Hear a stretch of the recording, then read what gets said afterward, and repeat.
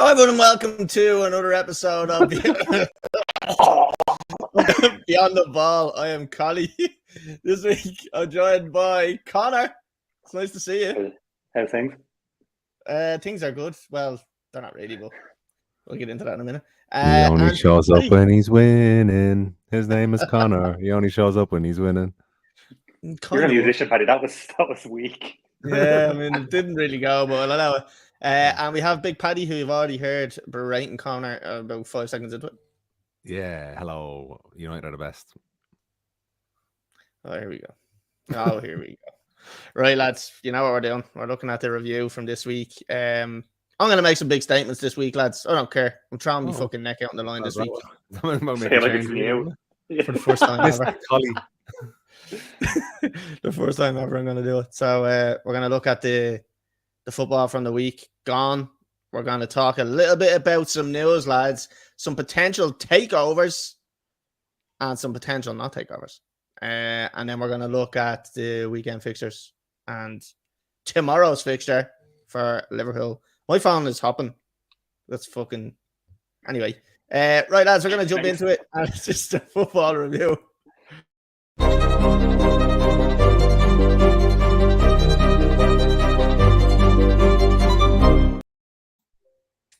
Right, lads. First matchup is just coming up right now, and it's the poxiest match of all time. Dortmund and Chelsea. Yay. Oh, I forgot there was two Chelsea games in this. There wasn't just two Chelsea games, Connor. There was two 1-0 defeats for Chelsea. Lads. Actually, where do we begin? I get anymore. I just feel bad for you. Where do we begin with this team? Because the amount of money we've spent, the quality we have, and not everyone always laughs. Everyone goes, "Oh, yeah, he's a shit." Like, there's quality players there. You can't deny it. But we can't score a goal. That was the first time in 35 years Southampton have beaten us twice in a season. And Potter has continuously got all these fucking ridiculous records that we don't want. And I'm fucking sick of it. Cheeky girls. I'm calling... Sorry? Cheeky girls record? No one wants that. Cheeky girls. I was going to say the last time. All these records. You don't want. Oh, okay.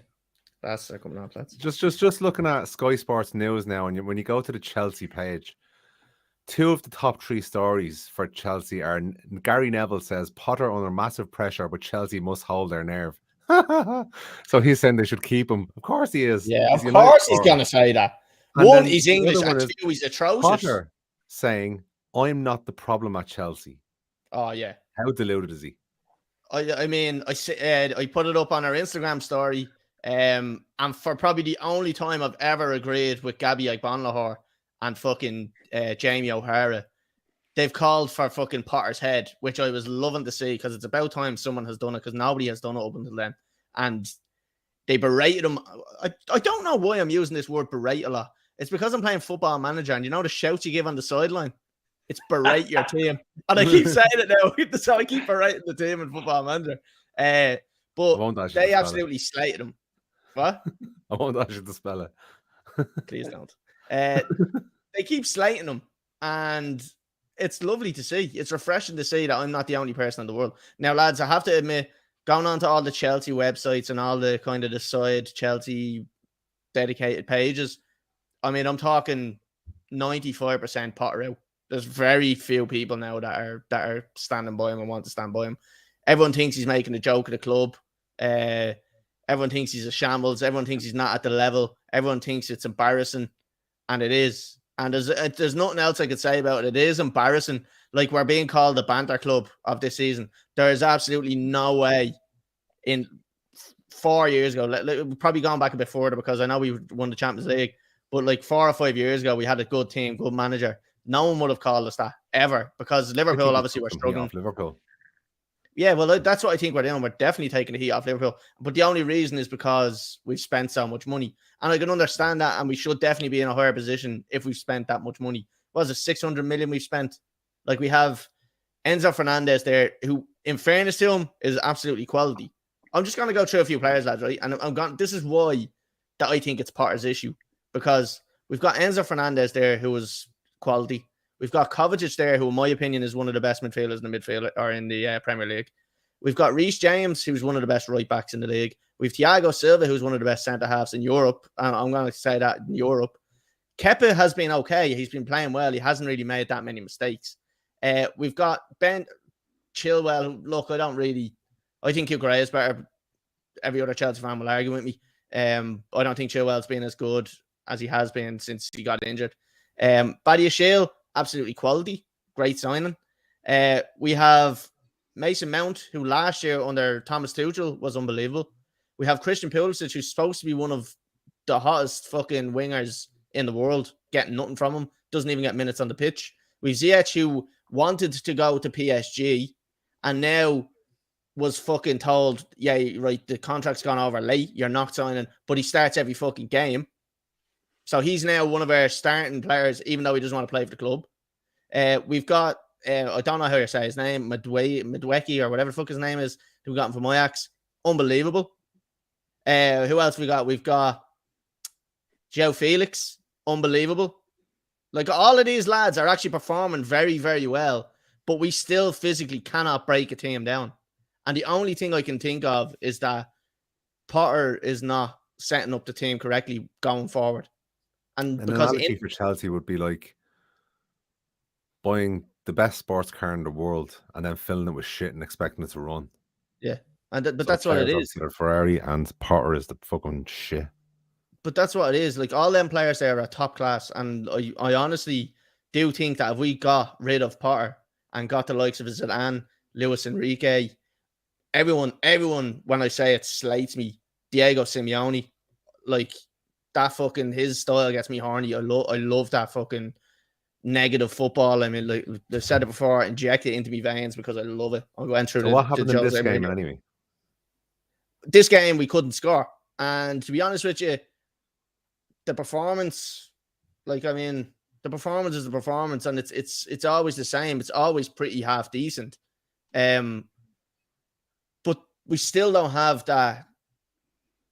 Look, you'll get a lot of Chelsea fans coming out and saying we didn't have much luck, and we haven't had much luck. I mean, in the last kind of 3 games, we've hit the post, hit the bar. Fucking Souček made one of the saves of the season. Like, there's been a few things that have gone against us, but we should not be relying on luck to win these games and even to get a result. Like, we were saying, like, oh, we should have got a draw or that. We should be fucking winning that game. Like that. Like, Dortmund aren't the team they were 7 or 8 years ago when they were challenging for the league properly, like against the level of Bayern Munich when they were in their prime. Like, so this game we should be winning. I dread to see. The away goal doesn't count anymore. You still have a good chance to go through it. No, we still have a chance, but that's what I was just about to say. I'm dreading going back to the bridge because I thought in this game, Chelsea and Southampton, we were going to spank them 3-0. And it's almost like that season with Leicester where you just keep waiting for it to turn, and everybody just keeps going, Chelsea will come good, Chelsea will come good. It's not fucking happening, lads. And it's getting to the stage where if we don't sack Potter, it's going to be unrepairable, and it's going to put us into fucking 9th, 10th position. Like I said it weeks ago, I said if we don't get rid of Potter, we're going to finish between 8th and 10th. And I still believe that that's the case, and we'd be lucky to get that. Like, we've lost against the worst team in the league, Southampton, who've lost, 7 of their last 8 games. Now I know they sacked the manager and they have that little bit of a manager's bounce, but that's fucking bullshit, lads. There's no way Chelsea are that bad.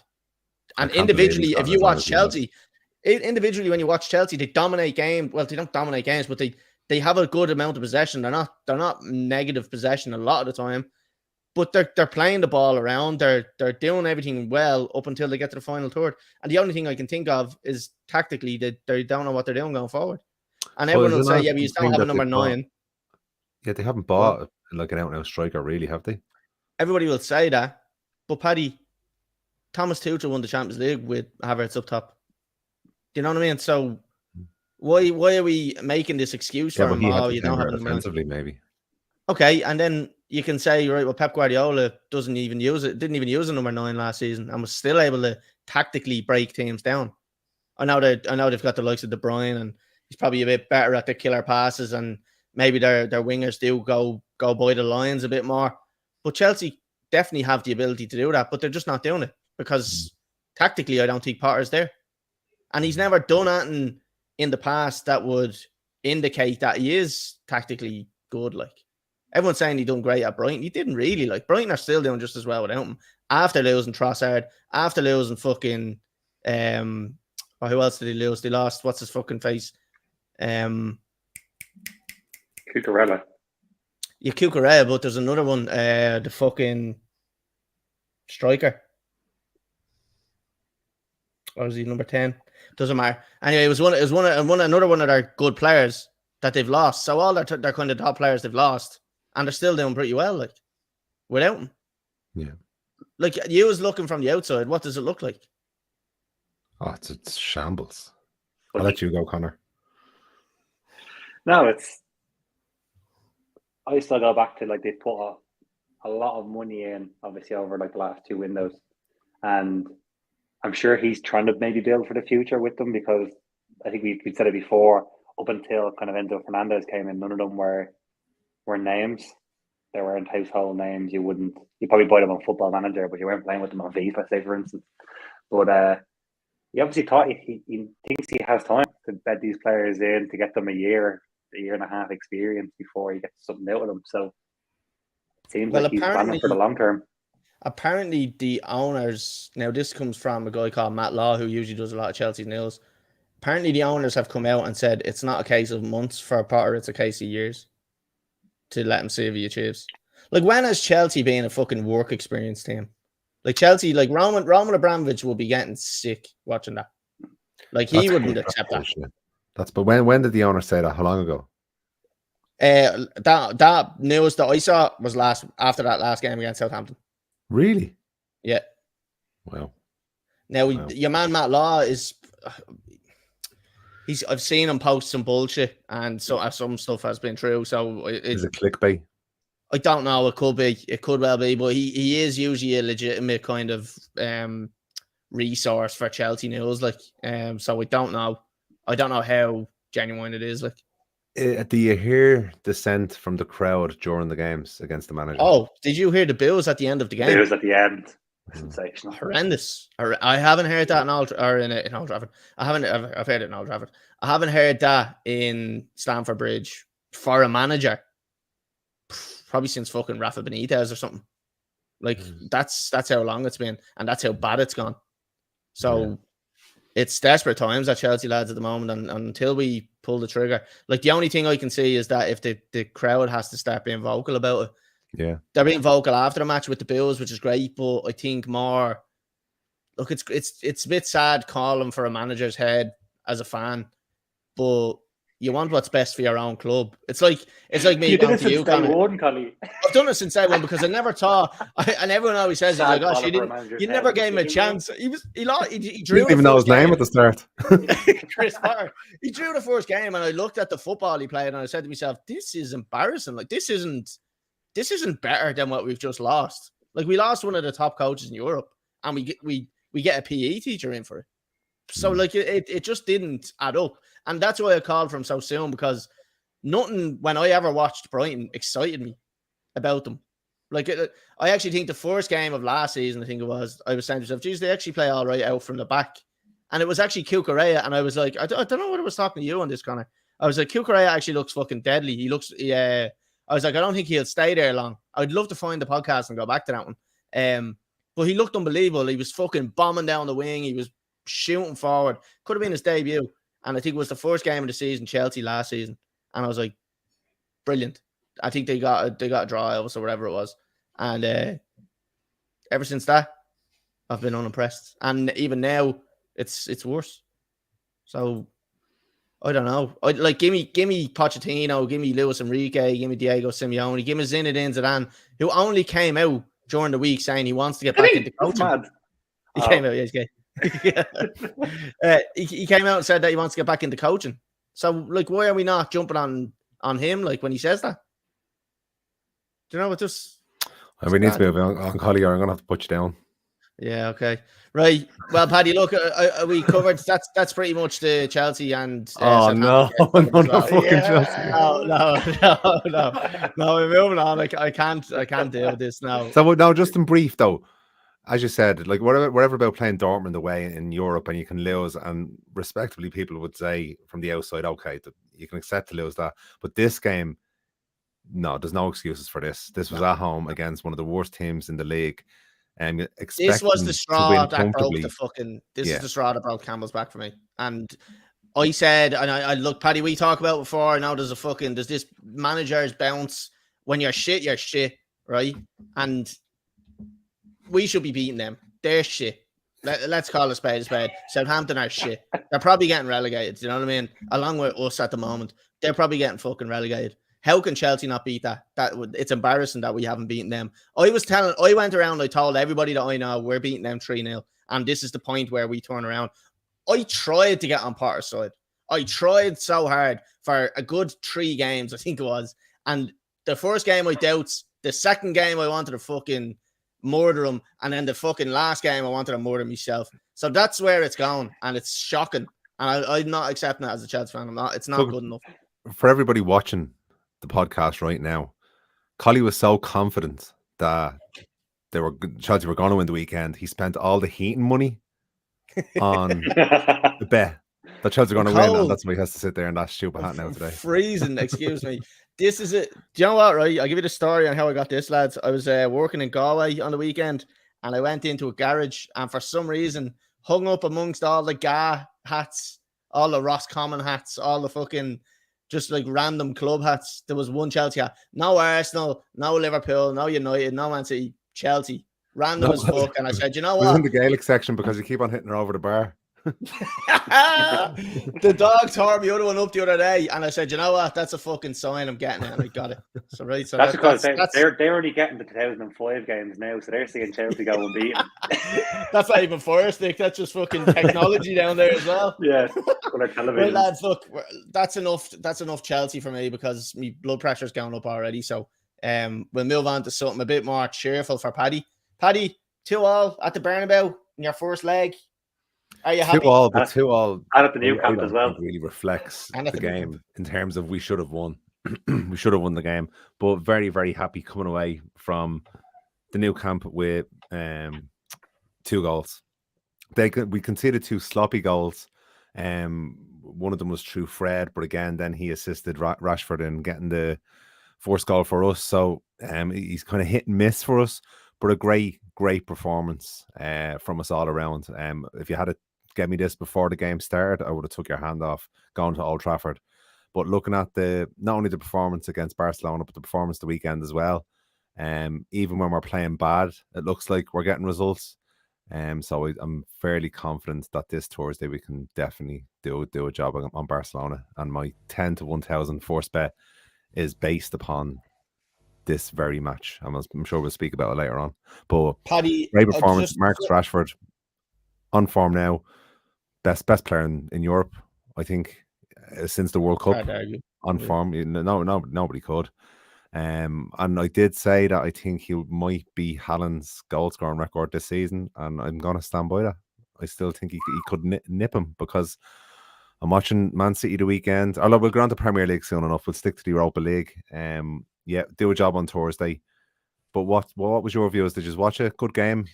Paddy, sorry, one thing that you said there that I think is a telling thing is that you're saying they're winning games even when they shouldn't be. Like against That's Leicester in the first half. Yeah, absolutely. You know, and I genuinely think that. And look, I said I was going to make big statements. I think United are going to win the league. Well, they're only 5 points. They're only 5 points behind. I'm not gonna go. Yeah, no, fuck. I think they're gonna win the league as well. I'm not messing. Like I genuinely think they're the most they're the most informed team. It's a fact. Arsenal, just for me, a little bit dodgy at the moment. I think they're going to drop a shitload of points over the next couple of weeks. I was looking at their run of fixtures for the next kind of 4 or 5 weeks. Arsenal's fixtures are fine. But they have a tough run then. I think they have to play something like Liverpool and Chelsea, Man City. So they've still got loads of games left. like tough games, and Well, they have the likes of go on. if you look at Arsenal's the last couple of weeks, they haven't been dropping points against any of the big, well, against City, yeah, but against Brentford, they drew against Brentford, which was a poor result for them. They lost against Everton. So when we say the next couple of weeks looks handy enough for them on paper, look, Man City against Notts Forest the weekend as well. These big teams are dropping points against, and like, is the pressure getting to them? It's just unexplainable. Oh, sorry, especially for Man City, because they've been doing this for the last 6-7 years consistently, just wiping the floor with these smaller teams. But for whatever reason, since the World Cup, they just keep slipping up. Haaland is going off the boil. And Arsenal now, Jesus, has he come back yet? I don't think he has. I think he's on the fringes of coming back, is he? He should be, yeah, because I think it's really since then that has been the catalyst of their downfall, really. And it is becoming a downfall now, because if you look at the form table for the last between 5 and 8 games, it's not pretty reading for either of those two teams. And it's how now United are in a position that they're 3 points behind Manchester City, level on games, and we're only 5 points off of Arsenal. But Arsenal have I think Everton next week in their reverse fixture. So yeah, as you say, it's very, very, very possible. United don't look like they're going to lose, even again in games that we're not performing well. I think the only one we got caught in was I think they learned a lesson against Palace and Leeds a few weeks ago when it was two silly draws. Leicester the weekend, it looked like it was going to be another one, but they just, Ten Hag must have said something to them at half time. They got the finger out, and they've done a proper job. Paddy, I think the difference with United and Arsenal coming up over the next few weeks, City are City. They have good squad depth anyway. They're going to rotate well.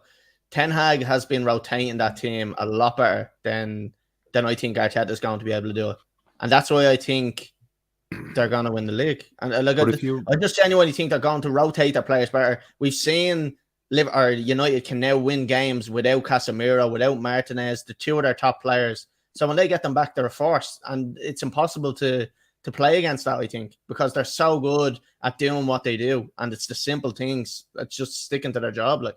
And I see Man City being the major obstacle in United having any chance of winning the league, because when you get to the last 10, 15 games of this season, we've got title winners in our team. We've got Varane, we've got Casemiro, we've got De Gea that's won the league before. We've got a spine there now that can kind of drag you through. We've got Fernandes, who was a real experienced winner now. Like you can see he has it in him. Rashford now is becoming of age, so it doesn't look like his consistency is going to stay. So look, if you look at Arsenal's team, they're still very, very young. When you get to the real pressure end of the season, are they going to be able to keep it up? What has Bruno Fernandes won? Sorry? You said Bruno Fernandes is a real winner. What has he won? Respect. The Europa League, the FA Cup. More goals and assists than any other midfielder in the Premier League presently. I mean, over the last, since he came to United. So specifically in his timeline, he has the most. Yeah. Only since he's come. Only since just narrowly there, like. Yeah. Sorry, lads. I'm laughing. We're on TikTok here, and someone's saying that the comedy show back up and running. Obviously, fucking looking at me here. So, Paddy, while we're on it, we'll go from Barca. Anything else to add on that Barca game? Happy enough to move off that? Yeah. Happy enough to move off that. Yeah. Okay. So next one, talk to me about this one. United and Leicester, 3-0 spankage for Leicester. Spankage, but it doesn't reflect the first half. I mean, for Leicester, were the much better team for the first 20 minutes, and De Gea kept us in it. But the commentators were saying it like, we were getting out of jail. But as Roy Keane would say, that's De Gea's job to save goals. He made some worldies of saves. But then you've got Lindelof coming in, performing out of his skin, performing very well and fitting very well beside Martinez. Another master stroke by Ten Hag. Then you have your midfield, which was Sabitzer and Fred. Fred, very inconsistent, but he can do good things. Sabitzer looked solid enough. And I think the Austrian sausage, if you had assigned him as a midfielder, you would have thought he was a great signing, because at the weekend he was breaking up play so much, but he couldn't score in a bottle with a fucking fistful of fivers. He was like, I swear to God. But again, Ten Hag has seen that he got this player, he got this tool. He's not going to score a goal, so how can I use him? He's a tool, all right. He's used him so effectively. He's used him like against Barcelona, against Leicester. He's using this player to solve a problem that we've had. And he's using it like, because he runs around, he makes great tackles. As a defensive midfielder, he's fucking great. As a striker, he's shit. And then he has Rashford now playing the best football he's ever played in his life. Sancho comes in, scores another goal. Confidence has grown. He's, getting him performing well as well. Like, can he get him to Marcus Rashford's levels? Because I think he has the quality to become a player of that level. So all good all round. Ten Hag's a genius. Yeah, look, it does kill me to say. I like I said at the start of this podcast, I said I was going to make some big statements, and Manchester United are going to win the league. In my opinion, I think they're going to win the league. I think they look the best. They look the most strengthened. City look like they're stuck in fucking second gear, and Arsenal, I think, have peaked and they're starting to drop points. And when the big games, the European games, come in, they're going to lack rotation. So I think that's what's going to happen. So, Paddy, we're moving off United before you fucking go fully erect. And we're going to move on to... Again. we're going to move on to Liverpool. Newcastle and Liverpool. Gone now. It's definitely gone now. no erection anymore. It's gone. Conor, we haven't seen you in a while, and it was very noticeable that there was a lot of losses going on when you were absent. Would you like to comment on that? No. No comment. All right, Klopp. yeah. Turn to the Klopp there. Conor, what do you think of this one? I'm going to say another bold statement here, Conor, and you can tell me to fuck off if you want. Liverpool are going to get the top four. They're going to sneak into fourth spot. I think with Jota coming back, Firmino coming back, Diaz back, Van Dijk coming back. I mean, I think you are nearly back to your best. The only thing is you still do lack a little bit in midfield, but if you can keep everyone fit, the likes of Thiago and stuff like that, I think top four for Liverpool is very, very achievable. If they win their games in hand, they're 1 point off Spurs. So like, I think it shows, and Paddy mentioned it as well, that apart from since the World Cup, apart from United, everybody has dropped points. So it's not like that top four has run away with it a little bit. It's only United really who have been consistent. But yeah, happy with the results. 2-0 up inside 20 minutes. Newcastle went down to 10 men. Liverpool should have killed the game off. They had 4 or 5 chances. St. Maximin carried Newcastle, got them 3 or 4 good chances. But you had one run, and it was just fucking. It was like watching porn. Do you remember the one that he's just like he beats like 5 players, and it's now I think he ended up getting a free kick at the end of it. Like, so still done pretty well. Didn't lose the ball, but like St. Maximin is just he's a sexy player, isn't he? Effortless. You just glided through people. Again, I think people always say he lacks the end product. Which he got. He got into that 1-on-1 situation with Alisson, took a heavy touchdown in the end, and got smothered. That happened twice. So like, but without him, Newcastle didn't have a now. They were dead and buried, and he was the only one who created anything for them. And so Carragher gave a man of the match. When you've seen a team get beaten 2-0 at home, and the winger gets man of the match, like, that's Carragher being a dick, though. No, I actually think he genuinely meant it, because I don't think Liverpool played that well. Alisson played well in goal, denying those opportunities. I don't think anyone stood out really. But yeah, it's another clean sheet, 2 clean sheets in a week. It's another dirty one. Didn't play particularly well, but they're starting to turn those games around where, like, 2-0 up against Newcastle down to 10 men. That's a game where I could see Liverpool dropping points 4 weeks ago. Yeah, and like if you do look back 4 weeks or 3-4 weeks ago, like even probably fucking 2 weeks ago, like it was looking bleak. Like it was for Liverpool. It was at the point where everybody was kind of like, is Klopp giving up? And everyone was saying, now no, we always do it, and me and Paddy always kind of give you a bit of shit over Klopp, and we say he's losing his passion and he's losing his fucking hunger. But like maybe he just genuinely was just fucking lacking the players, like. I think we've obviously spoke about he's not as good as he was a couple of years ago, but Van Dijk coming back into that team just as an improvement on Matip. Not to say like he's outstanding, but just to improve what was there. He's so much more composed standing beside Joe Gomez, who's a fucking head the ball. And he just cheered everything up so much more beside him to have that little bit of experience. And that's all it was. He wasn't outstanding. He didn't do anything spectacular. It was just like kind of a calmer head next to a fucking terrier, like, you know? Yeah. So, Conor, what do you think? What do you make of my statement there saying that you're going to get top 4? I want you to commit to something. You never commit. You always fucking beat around the bush. Commit to it. Are you getting it or are you not getting it? I don't know. There's definitely a chance. Oh, look, it's just I don't know. You don't know. So shut the fuck up. I do know. I know you're getting it. I like to see it. I can see Newcastle falling out of there, and kind of this is going to be. I think their focus is next week, and the fact that they have to play a third choice goalkeeper is not going to be what they want. Right. If you right, hold on. Here's the way to put it. Right. If you had 50 quid, would you put it on them to get into the top 4 or not get into the top 4? What are the odds, Paddy? Yeah, give him odds. He needs odds. Evens on both. Oh, okay. Yeah, I like that. Is there cash out? No. €75. Just answer the fucking question. Come on. And that's last game of the season. It's one game left, and you're playing the team that's in 4th. Oh, we're playing the team that's in 4th. I'd do it. I'd be more afraid of playing the team. No. Come on, right now. Position you're in now. What would you say? I'd go. It was put money on. What odds would I have to give you to accept will you just let him answer the fucking question? He's not answering it. He will.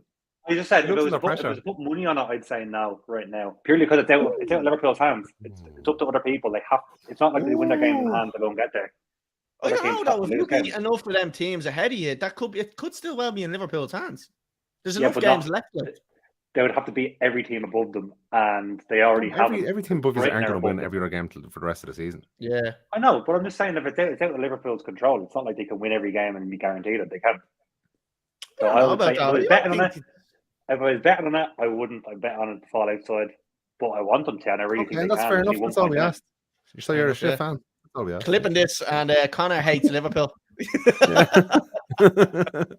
So now, but Conor, you are optimistic, I suppose, as kind of all them players are coming back. Like, yeah, they're coming back. We're getting into full strength. I don't think full strength is still good enough to challenge or even to pick up points against kind of that top 3, if we say. But that 4th spot is, I think it's open season. I don't think Spurs had a good weekend. I don't think they want it as much. It's going to flip flop between Newcastle, Brighton are still up and around there. Are they actually going to put a charge in for? I don't know. So it's open season. I think.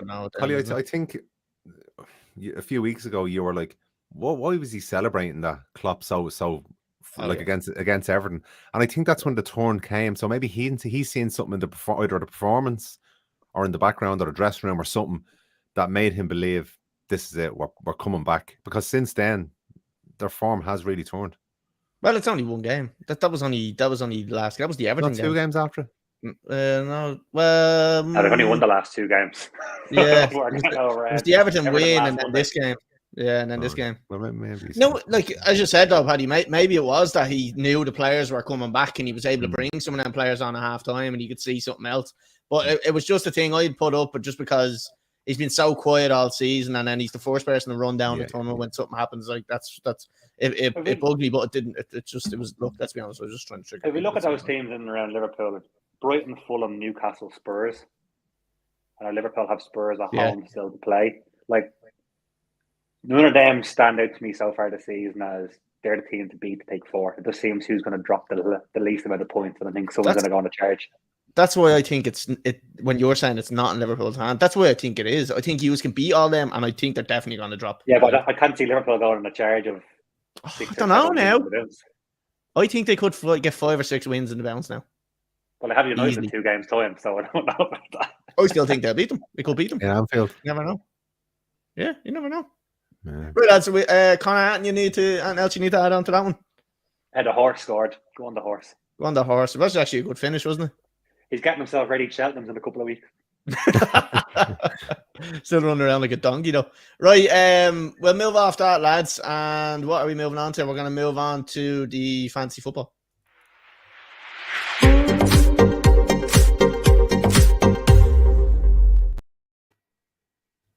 Right, lads. It was interesting. Conor still probably got Cancelo. So the hand goes to head already. The head goes to hand. Whatever it is. Lads, this is me. This is me. Average of 44 points this week, and I've got 56, lads. Stick that in your pipe and smoke it. I had kept it in goal, 2 points. Paddy Shield got me 2. Ben White 1. Saliba 1. Trippier 1. Shit defense there. Grealish, people are questioning why I brought in Grealish, and to be honest with you, I made a mistake and it's paid off. Rashford for 15 points. Fernandes for 12. Odegaard for 8. Haaland is captain. Poor captain selection there. Kane with 5. And the rookie mistake was leaving Shaw on the bench because he got 6 points. So that could have been a few more. So that was that. Paddy, we jump on to your one, seeing as you are top of the league. 34. So you got another 2 points back on me this week. Just skip the defense because they all should be shot. Almiron, he had a decent game. He's gone back to being shit. Fucking Muckrick for fucking Chelsea. He's shite as well. Odegaard, few points. Thanks very much. Rashford, Fernandes, great, but I'm going to have to get them out for this weekend because they'll be playing in the Carling Cup final. So reminder to all the fancy footballers to get the United players out of your squad or you're losing points. It shows how long since United's won a trophy because he's calling it the Carling Cup. But Paddy, if you take them players out of your squad, you're gonna probably lose points because you're gonna have to sell them. So you're gonna lose value of your team. Like, I have a wild card. You have a wild card as well. The ideal card to use is a free hit this week, but I've already fucking used mine. Oh boy. Because what happens is you get an unlimited amount of subs, and then it reverts back to that. So yeah. You want to lend, Paddy? I think I have mine. You can have our score. And do you want to finish it off there, Paddy? Haaland's, he's gone off the boil. Shit, sell him.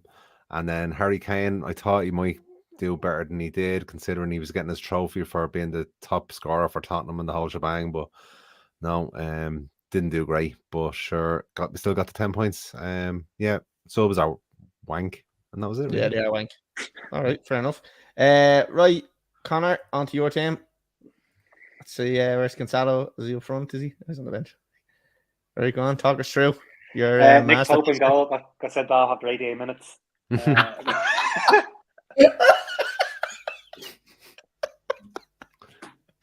my God. Fabio Schär conceded 2 goals against Liverpool. Saliba, obviously the same. Connor Cody, clean sheet. I knew Everton were going to keep a clean sheet. Pereira came in for João Cancelo, who apparently has moved club. Trossard came in, I think. Almiron, De Bruyne. Yeah, Kane as captain. Big one, I think, is Ollie Watkins. So I'm happy enough with what he did. And then on the bench, I have an injured fella, a fella who's in Germany. And a lad who kicks cats. And a lad who kicks cats. Yeah, so good week. Good week, yeah. Right, we'll look at the main table. Lads, because we're on TikTok there, just one of the lads that's in TikTok, Lee Dillon, he said he dropped the 4th in this league. So let's see if he's telling the truth on that. Oh, there he is. Eric 10 bags. Right, top of the leaderboard, who's been there for a while. It's been a battle between the two top ones. O'Shea and Kane, 1582, 65 points. Second is Collie Lamb with 1579. So only 3 points behind. Only 3 points in it. That's tight. Then we go down to Dean Fletcher on 1564. Bit of a fucking stutter there. Fourth then Lee Dillon, Eric 10 bags. That's the guy that's in the TikTok watching. 1599. So 15. Still like 20 points, 20 or 30 points. Still fucking all to play for. Fifth is Johnny Murphy, 1532. Alan Donovan down to 6th, 1530. Andrew O'Rourke down to 7th, 1519. Tony Tam, 1511. Sonny McGreevy, 1510. And Connor Ennis with a higher is 10th with 15. I'm really sure he was he not third? Like he was, yeah, he was, he was third or 4th, I think. A couple of weeks ago, he fell down. Bottle job. Yeah, bottler. Right, lads, that's the end of the fantasy football. So we'll move on to the news of the week.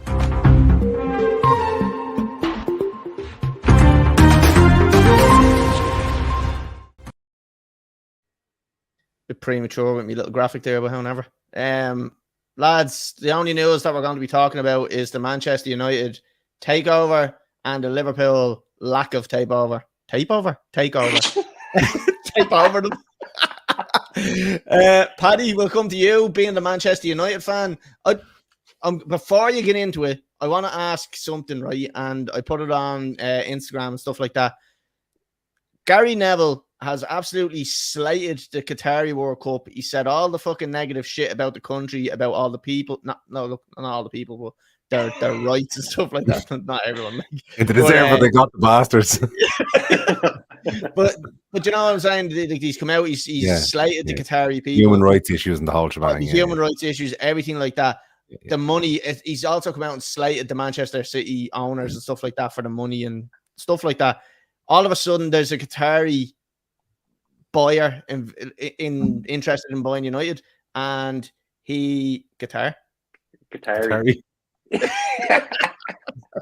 And he hasn't mentioned the word about it. But as soon as that fucking Radcliffe thing, as soon as these investors came in trying to keep the fucking Glazers there, he's come out and he's had a say about it. But why has he kept so quiet about Qatar and the Qatari bid? It wasn't me. Why Gary Neville? I want to know, why is he fucking doing it, Paddy? Tell me. I don't fucking know, because he's a bleeding gobshy. I don't know. Would I have Qatari owners in? Absolutely, yeah, definitely. Yeah, absolutely. I'm not Gary Neville. I thought it was a great World Cup. That was brilliant. I don't think workers should have rights. Fuck them. Fair enough.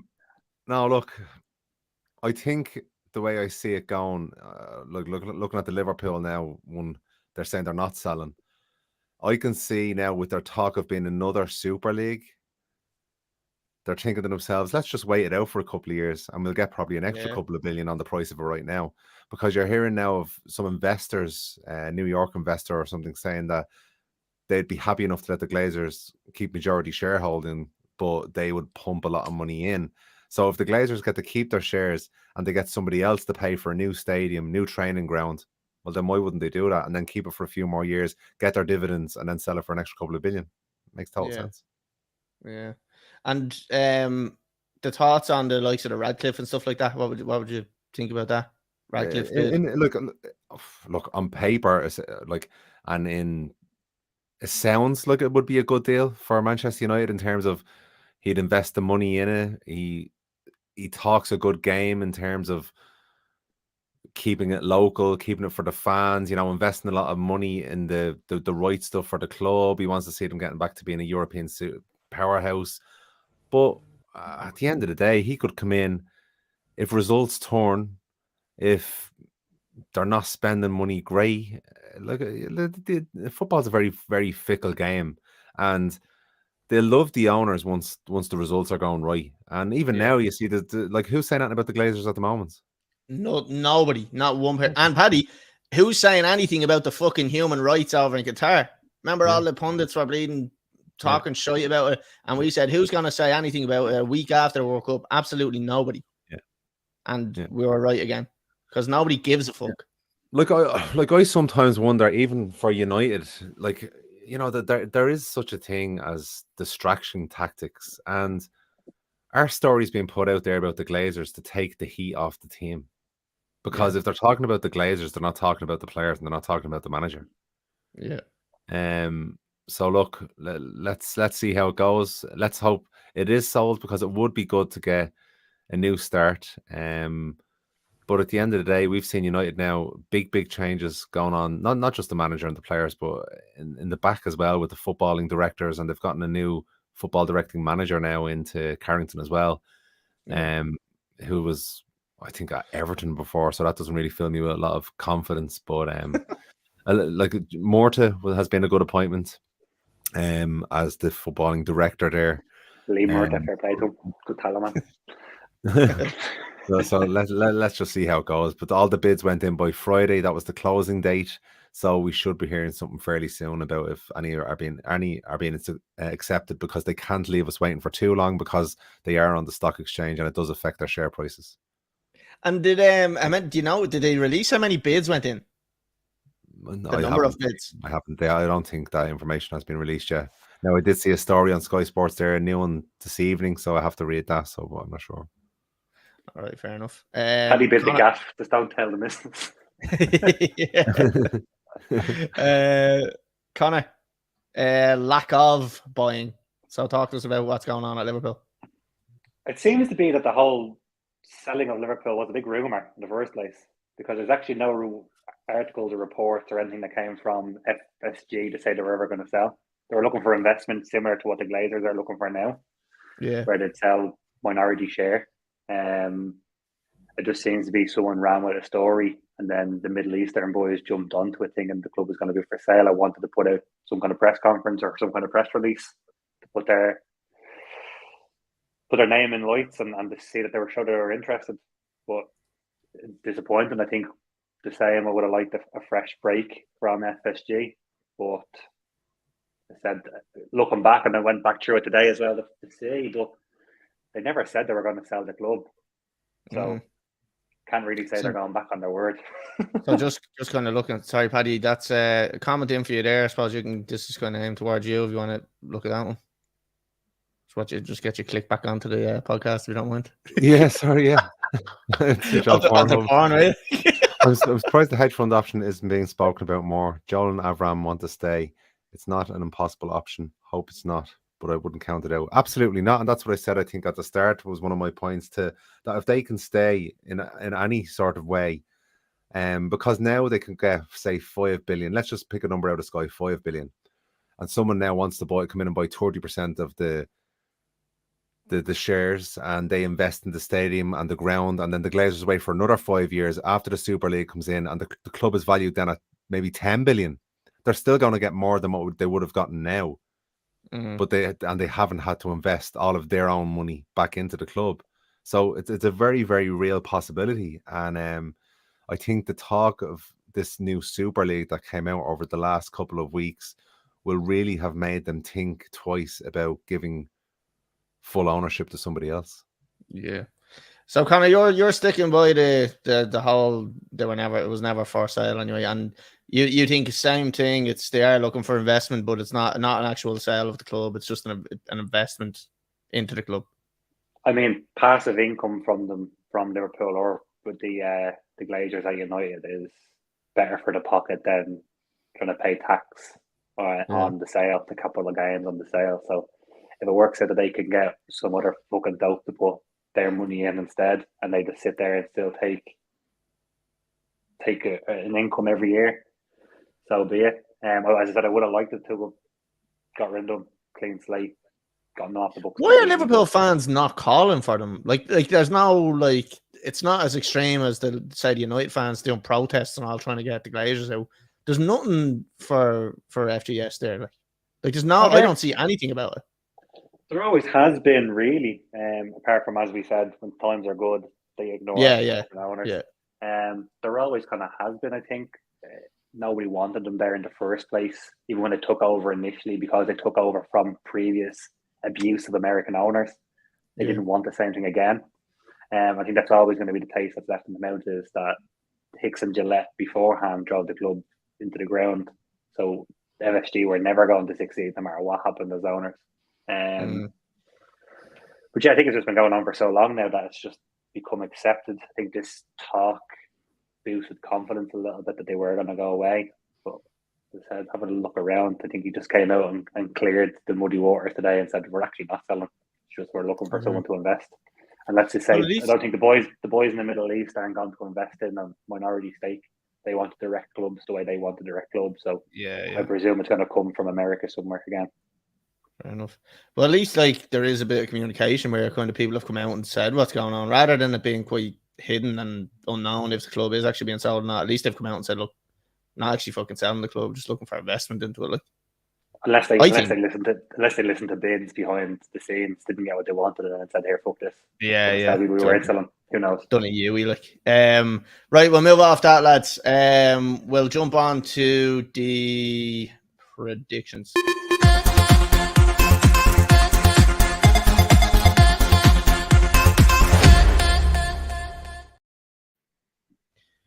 Right, lads, we're looking at a couple of games here. So starting off, we have tomorrow night, Liverpool and Real Madrid. Liverpool. Connor, talk to me. I didn't mean to say Liverpool again there. I meant to say Connor, but so I just rolled it. Called you Liverpool, but so look, go on. I called the worst. Yeah. Have you though? Nah, probably not. I've been hit though and called the worst at the same time. Oh, fair enough. But I don't think either team are doing particularly well so far this season. Obviously, Liverpool more so than Madrid, but Madrid were like 8 or 9 points behind Barcelona in the Liga. Yeah. Not exactly where they'd want to be anyway as well. Anfield, I think I get a draw out of this. Yeah. I think a score draw. Just on the back of a couple of good performances from Liverpool. A good home win against Everton last week as well. So yeah, I'm going to back Liverpool to get a draw. I don't know. I said back Liverpool to get a draw. Yeah, but, I was just about to say get a draw. So what you're telling me there is that you don't think you're going to go through the next stage? No. I mean, like they've not beat Real Madrid since 2012 or something. It seems to be a bogey team. Those runs are always made to be broken. Yeah, obviously they're made to be broken, but I mean, over 2 legs, if you look at the 2 starting 11, I'd fancy Real Madrid starting 11 more than Liverpool one. I think. Was the last time you met in the final? Yeah, it was like May. That was class, wasn't it? That was deadly. Yeah, deadly. Not as good as the final before that. And the final before that was even better. Oh, that was even better. That was. Oh, that was even Karius. What a guy. See, I didn't mind that one as much because Real Madrid battered Liverpool in that game. Yeah, and it was like a few goals in it. I could have a laugh. The one just gone where it was 1-0 and it was close. Yeah. That's a little bit harder to take. Yeah, it is. But yeah, no, I think they'll get a point at home. Not a point. They get a draw at home, and hopefully in the meantime, in between, they'll play Brentford and United. If they get results there, it sets them up, I think, to go to Madrid with a bit of confidence. I think what happens in those games in between matters a lot to that second leg. Well, now we're miles away. We won't get a prediction from you for the second leg, so we'll wait and see what happens. We can't get you to fucking commit on that, and so we're not going to get you to fucking commit on that, are we? Paddy, what do you think? How do you think this one's going to go for Liverpool? I think Liverpool will win this leg, but it's just whether they can do anything in the against Real Madrid in the Bernabeu, because I was just looking at the results there just as to get a bit of context to this. I think they've lost 1 in their last 6 or 7 in the Liga, Real Madrid, so they're not doing too bad themselves. Liverpool, as I said, 2 games on the trot. I think the Newcastle win, even though Newcastle have been on great form, will still be a big confidence boost for Liverpool, considering that they are a depleted squad as well. Once they get these players back in, I think they can do a job maybe in the second leg as well. I can see Liverpool going through against Real Madrid now because they owed them a beating.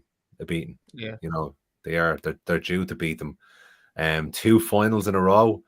I think if you ask most Real Madrid fans, look, we'll let you win 2 finals, but then Liverpool will go through again in this group stage game. They take it all day long, and I can see Liverpool using the pain and the hurt from losing the last 2 finals to turn this tie around. Now, he won't win the Champions League, but I think he's going to get through this 2 legs.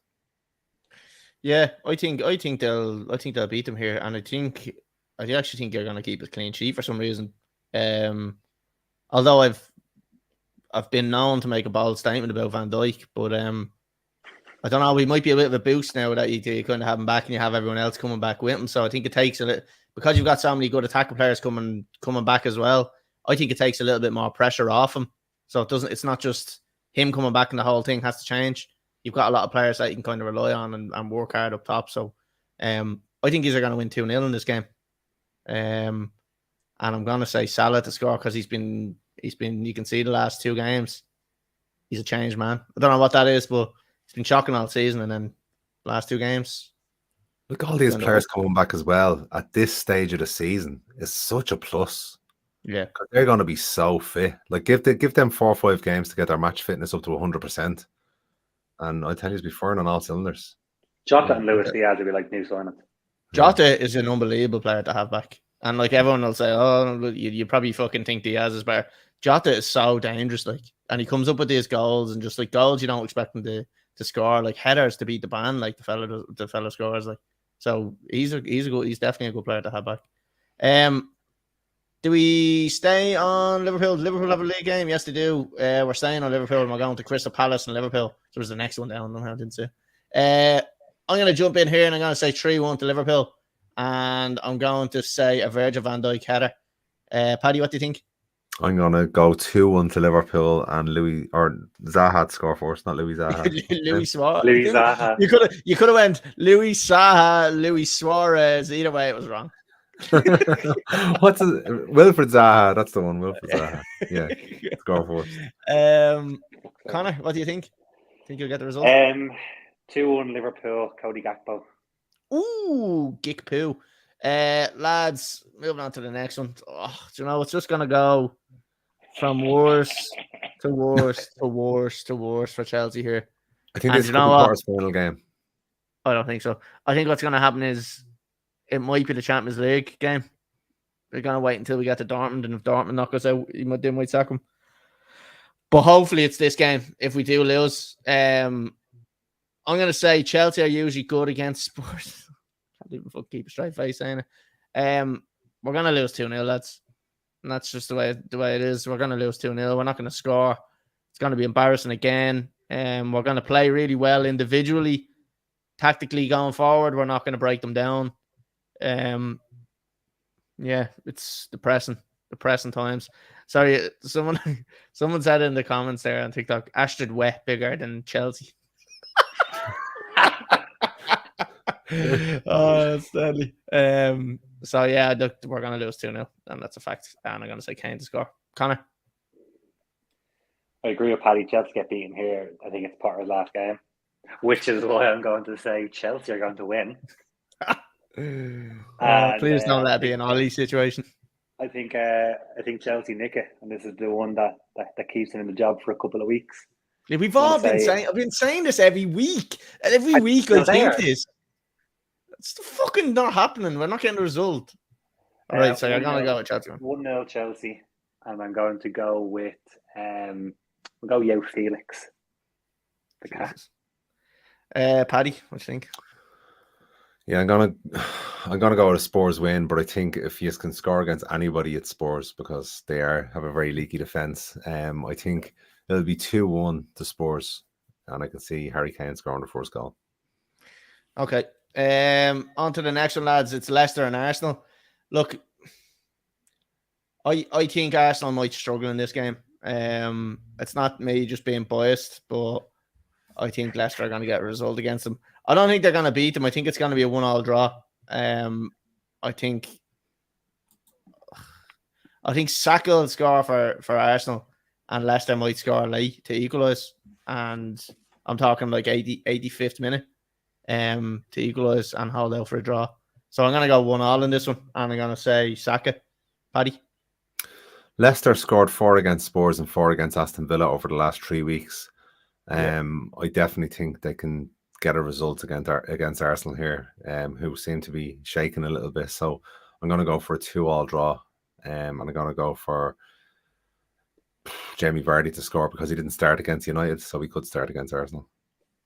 Okay, Connor, what do you think? I'm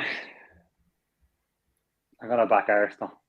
I think they've had their shakes against those lower teams already. I think they're gonna go out with that attitude that they have to win. I know they had the cup football and stuff beforehand that we knew was going to play an impact with Arsenal, but while things are a little bit quiet for them at the moment, I think Arsenal getting a result, and I'm going to say 2-1 Arsenal, and I'm going to back Odegaard. Okay. We'll move on to the next one. Bournemouth and Man City, lads. I just worry about Man City, to be honest with you. I just feel like they're not going up the gears. Like and they have so many more gears to go up, but they're just not doing it. It's like they're stalling at the moment. I don't mind bringing all these car references I was into it. going to But say. it's not like I'm into cars. Like I don't like cars at all. Like so yeah, I think they're going in reverse. But they need to press the accelerator. Lads, I think they'll win this one, but it'll be a narrow win. I'm going to say a 2-1 win. And I'm going to say Kevin De Bruyne to score because he's not in my fancy football team. And if he scores, at least I have this to say I got this goal scorer right. So I'm going to say 2-1 and De Bruyne. Connor? I know there's like teams below them in the league, but I think Bournemouth have been one of the most disappointing teams so far this season. Yeah. For some reason, they're not bottom. If you were to say like who should be bottom, I would say them or Southampton, but they're not. I think this is one of the games where the City had the game finished within 40 minutes, and then they make those changes. So I think the first half it's going to be 3-0, and it's going to finish 3-0 to City. And I'm going to back Haaland to score. Okay. Paddy, what do you reckon? Yeah, I can't see Man City slipping up against one of the supposed minnows. Again, considering they drew against Notts Forest last week, so I'm going to go for a 3-0 City win, and I'm going to go for Haaland to score. Alrighty. Lads, on to the last one. Newcastle and Manchester United in the cup final. Paddy. Yoo-hoo! Bring it on! He's going erect again. Look at him. His hands on the head. He's going erect. Connor, before we jump on to Paddy, what do you reckon is going to happen here?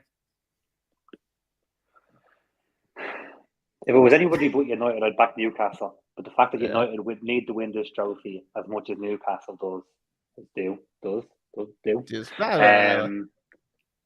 That's the only reason I'm backing United. If it was City or if it was Liverpool or something else in the final, I'd back Newcastle just because it's been like, what are they saying? It's been 30 years since they won a trophy or something.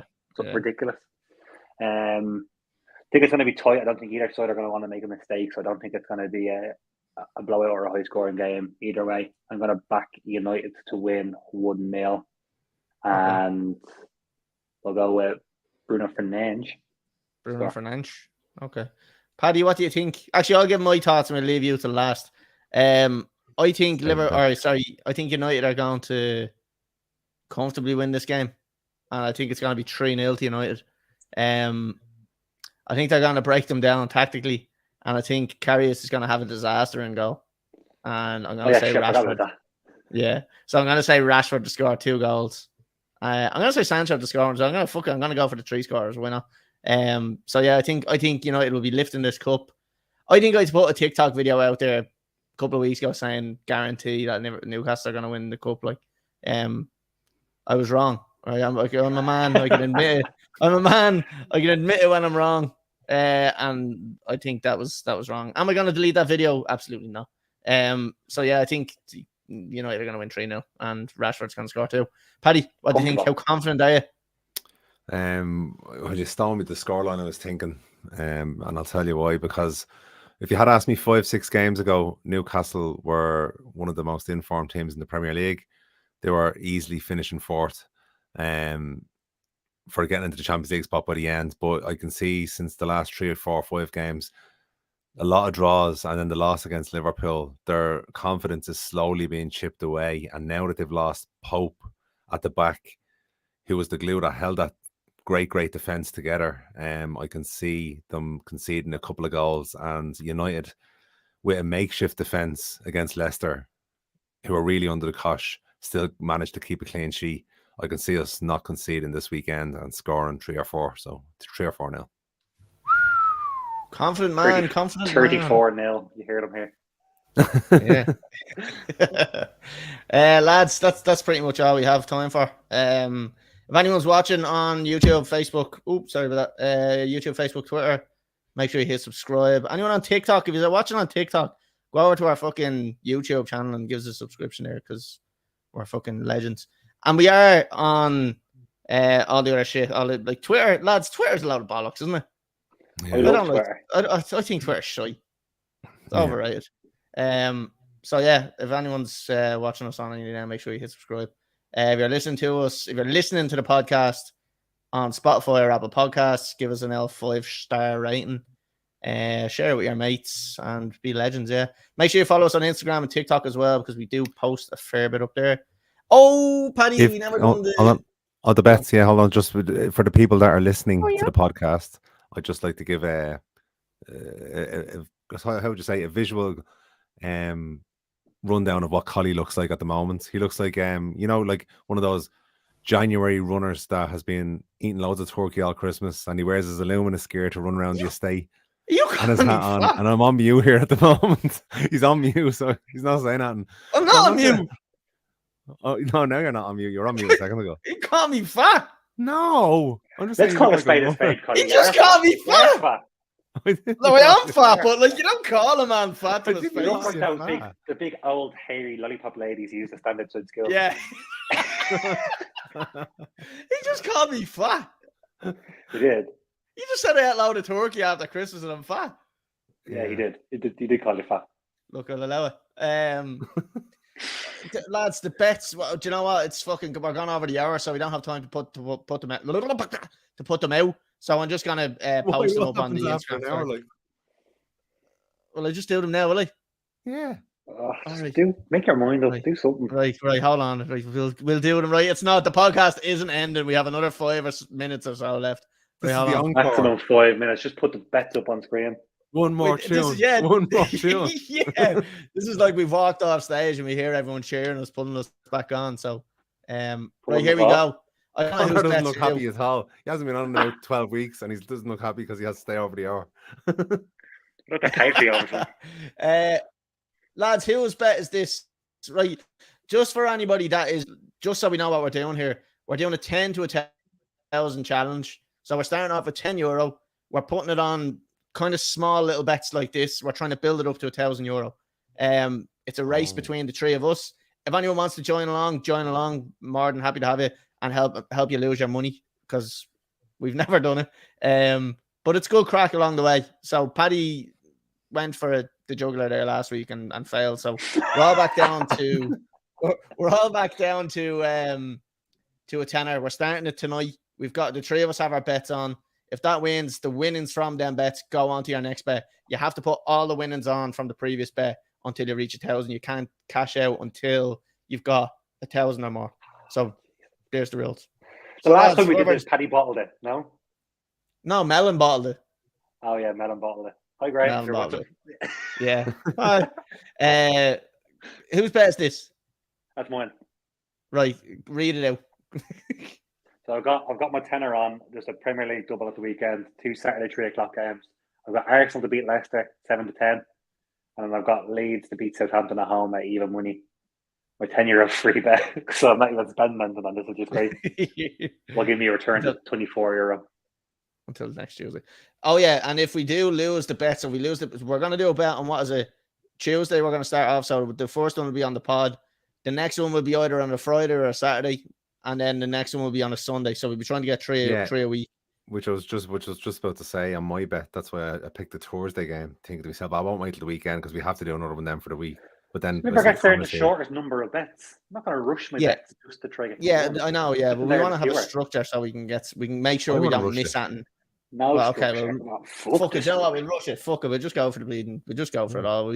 Right, fair enough. Like that's a small return. You'll be like 4 years or something getting to 1,000. When you see my bad boy. Yeah, you'll be 4 years getting to 1,000. You'll be pissing it away, Paddy. Like you have to. Yeah, you'll be down to €1,000 before you fucking hit anything. Oh, we'll see about that. Oh, next one, Paddy. Okay, so Man United against Barcelona. So Manchester United to win, Marcus Rashford to score, and under 2.5 goals. I got 9-1 on that. And you know what? You know what that means? You lose a tenner. Yeah. Fair enough. So yeah, 9-1, so 100 back from that. So it's actually decent odds. Okay. I'm surprised how good. Yeah, it's actually it's actually not a bad bet, to be fair. Right, lads, on to my one. So I went for a little bit more conservative. I forgot to put the €10 stake in there. But it's over you 1.5 goals. Heat, that's why he's wearing the hat. You can't afford the bets. Yeah, I can't afford the bets. Over 1.5 goals for Napoli and Frankfurt. Over 1.5 goals in Southampton and Rotherham. And over 1.5 goals in Norwich and Birmingham. Conor, you were going to say something there, weren't you? No, it's just I'd be Rotherham Sunderland. I don't know. Just off the clubs, I'm saying that has nil all written all over it. But No, it's definitely. I think the last 4 games or something has been like fucking 4 goals in each game or something. I could have completely made that up, to be honest with you. 0.91 to 1. Oh my god. Paddy, can I finish? 0.91 to 1. So I'm putting a tenner on that, and that's gonna get me back like €19 or something. Snooze. So yeah. We'll see who's still we'll be back to on Paddy's fucking putting a prison. tenner on next Tuesday anyway, so it'll be grand. Yeah, exactly. Yeah, Paddy be putting another Yeah, tenner and on I'll the still Tuesday. catch up to you for fucking one bet when the eyes closed. Fucking hell. Right, lads, that is it. That's it. We're done now. The podcast is done. I've already done my little outro. It's already done, but I'm gonna have to do it again. So yeah, if you're watching us on YouTube, Facebook, Twitter, TikTok, what else are we on? Spotify. Anything else? Spotify. That's listening. Pornhub. We're on OnlyFans as well. Make sure you hit subscribe, share, like, follow. Yeah, Paddy's feet, $5. It's a bargain. Yeah, so lads, that's it. We're wrapping up. We were on Monday this week. Maybe back to Tuesday. Maybe we'll stick with Monday. Who knows? It'll be a mystery, but you'll have to be following us on Instagram to find out when we're going to be on. I can put it on TikTok, but no one cares. Paddy, thanks for coming on. It's been a pleasure. Thanks. Come on, United. Fucking come on, United. Oh, come on, United. Connor, thanks as well. Yeah, cheers. Come on, Eileen. Come on, Eileen. Right. See everyone next week.